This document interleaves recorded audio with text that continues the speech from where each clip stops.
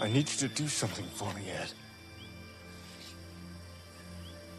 Ed, I had to. Listen, I'm going to upload my neural map into 345. Ed, it's going to be me in there.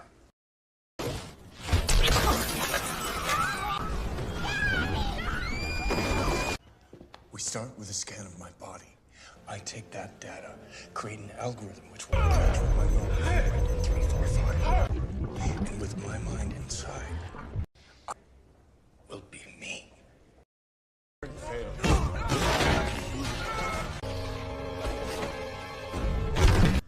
Boot the mapping sequence.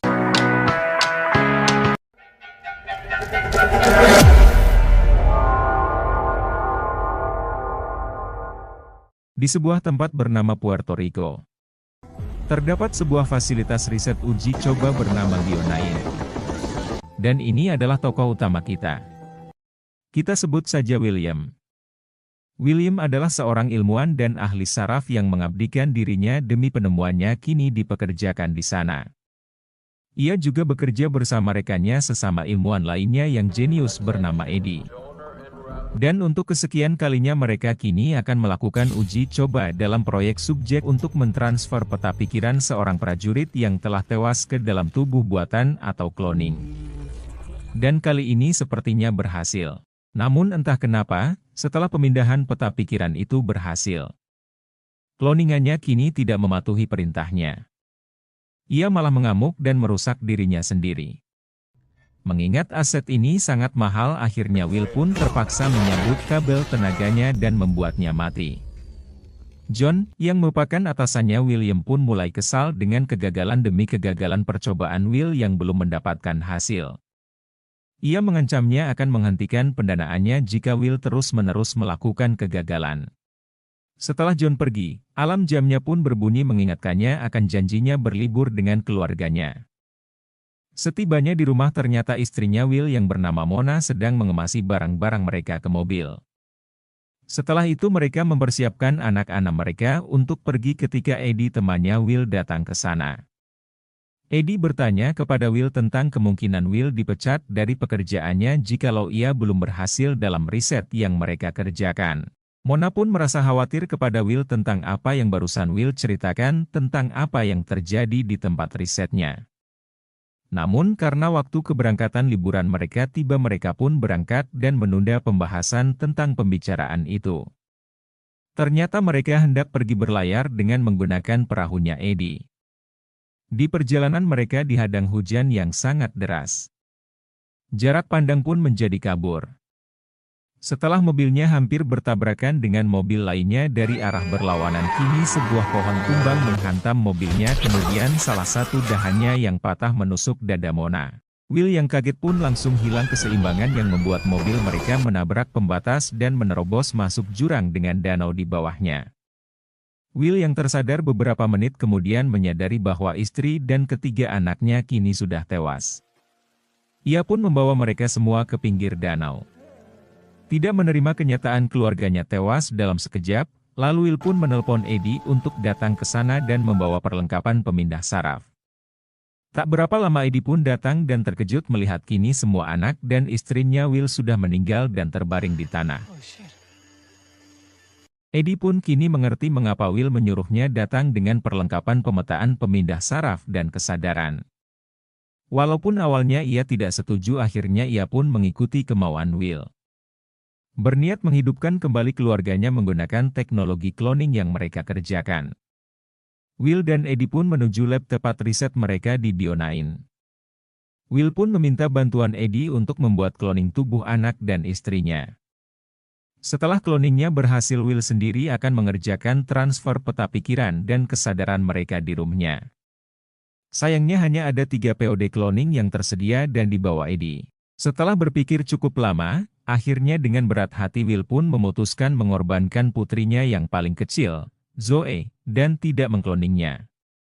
Eddie meminta waktu selama 17 hari pada Will untuk menyelesaikan proses cloning. Namun karena Zoe ada di ingatan istri dan kedua anak lainnya, Will pun menghapus semua ingatan, foto dan jejak Zoe di rumahnya seakan-akan Zoe tak pernah ada.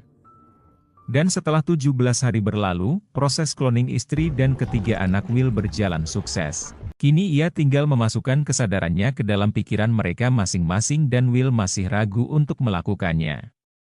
Namun keajaiban datang ketika secara tak sengaja Will memegang tangan Mona yang secara tiba-tiba membuat tanda kesadarannya muncul dan kini ia pun mengetahui apa yang harus ia lakukan.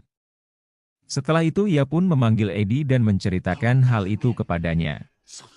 Ia pun berpikir tentang percobaannya dalam subjek 345 terakhirnya yang dia coba sebelumnya gagal ketika tentara tersebut terbangun.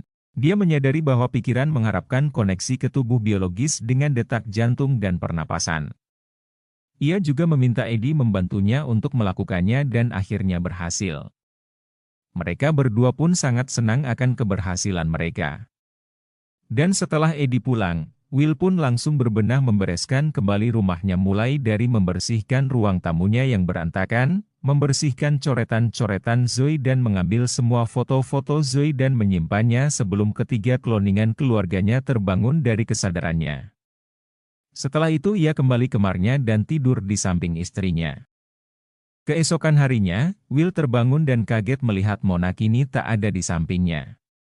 Ia pun langsung berlari ke ruang tamu dan langsung disapa oleh istrinya dan anak-anaknya yang kini tengah sarapan seolah-olah tidak pernah terjadi apa-apa pada mereka. Setelah itu Mona meminta izin untuk jogging dan Will kini terus menatap kedua anaknya yang telah kembali dengan perasaan senang. Setelah Mona kembali, Will pun mendapat telepon dari Eddie bahwa kini ada pasien baru dan kini mereka harus mencoba kembali riset mereka di lab. Dengan terpaksa Will pun pergi ke sana walaupun ia ingin memantau keluarganya dahulu yang baru kembali. Namun setibanya di sana ia berubah pikiran walaupun sebenarnya pasien yang akan ia gunakan cocok untuk dilakukan pemetaan pemindahan kesadaran. Ia berpikir bahwa ia tidak ingin melibatkan orang lain dalam risetnya jadi pada akhirnya ia pun memindahkan kesadaran pemetaan pikirannya sendiri.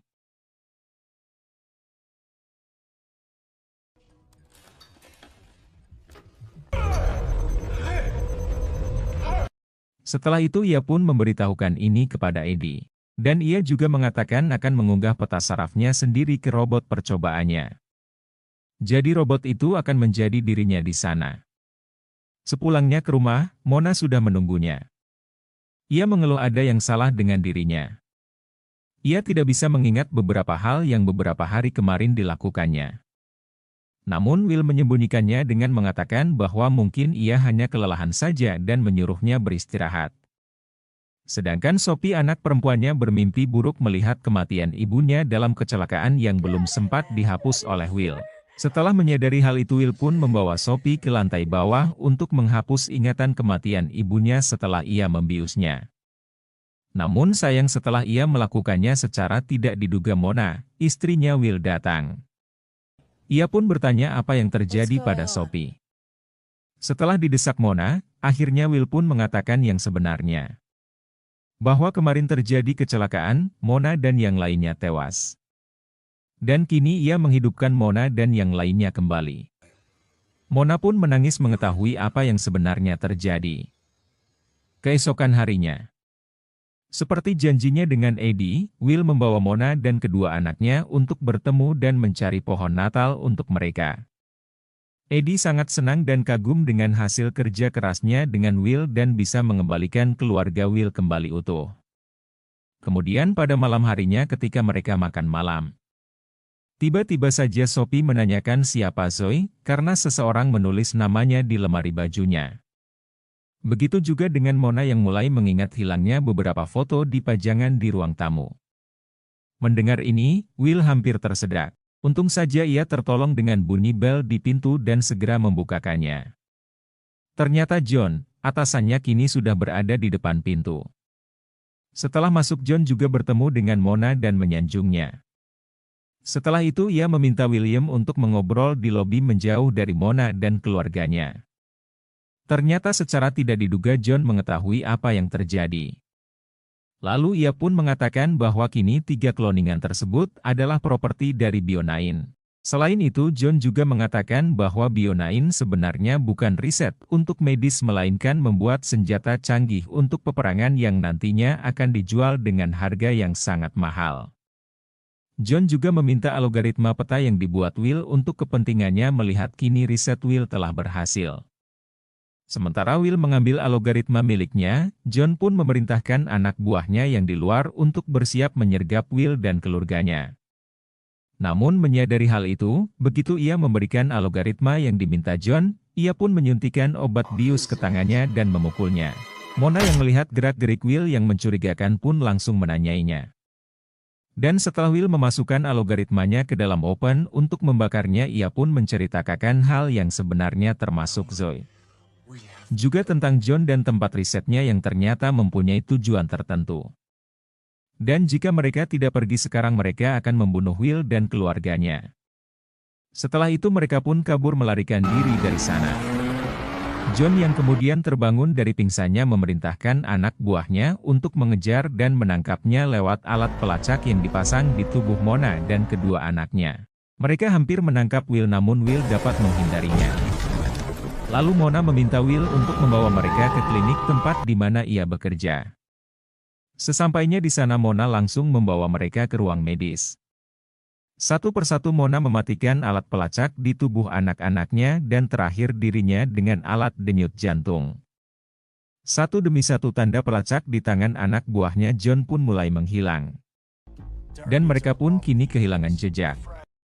Sementara itu Will membawa keluarganya ke dermaga berniat membawa mereka keluar dari kota itu dengan menggunakan kapal milik Eddie. Namun sayang John yang mendesak Eddie pun akhirnya memberitahukan keberadaan mereka.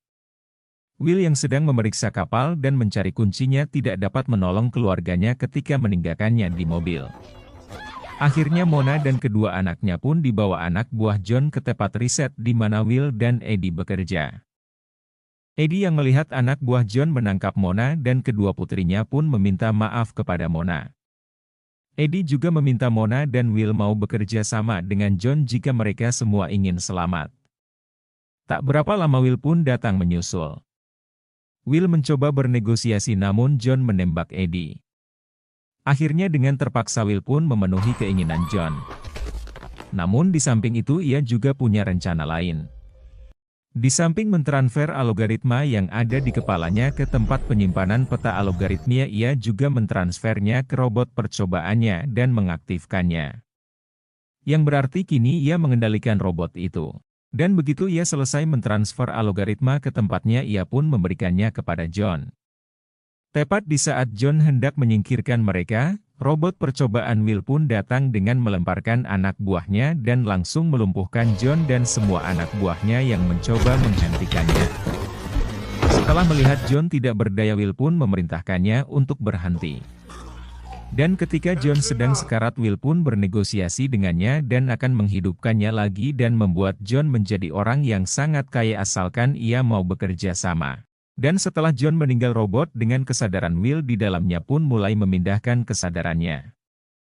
Lalu scene berpindah ke 17 hari berikutnya di mana di sebuah pantai yang indah, kini Mona dan kedua anaknya sedang bermain di sana.